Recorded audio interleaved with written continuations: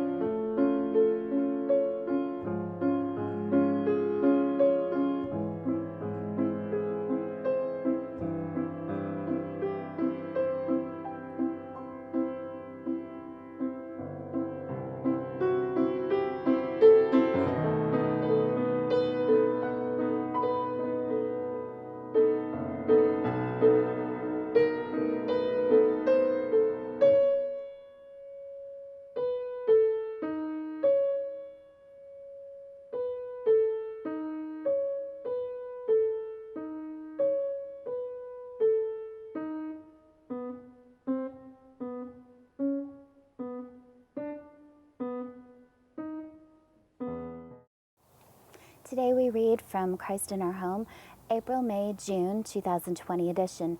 Today is Thursday, June 18th. Our Bible reading for today comes from Hebrews chapter 2, verses 5 through 9.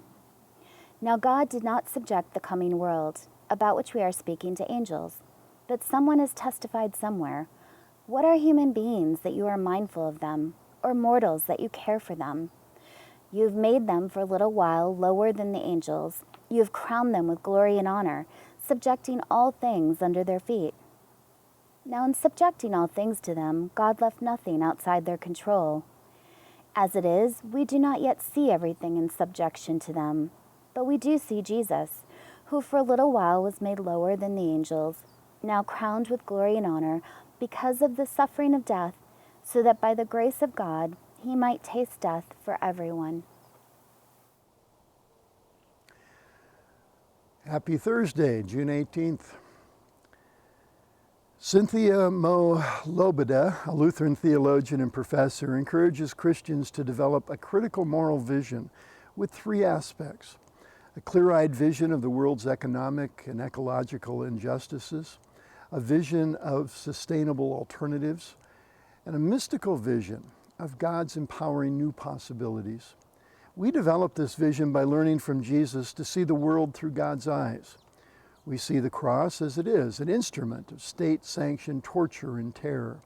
We see God present in Jesus on the cross, suffering, dying, offering forgiveness and liberation for the world God dearly loves. And through the cross of Christ, we see new futures opening for us and the world. The writer of Hebrews sees the oppression of God's beloved creatures. As it is, the world is not as God intends. But we do see Jesus. He has suffered and become subject to oppressive sin, so that by the grace of God he might taste death for everyone. He is now crowned in glory. Holy Trinity, open our eyes to see clearly our sin, Jesus' suffering, and your salvation. Amen.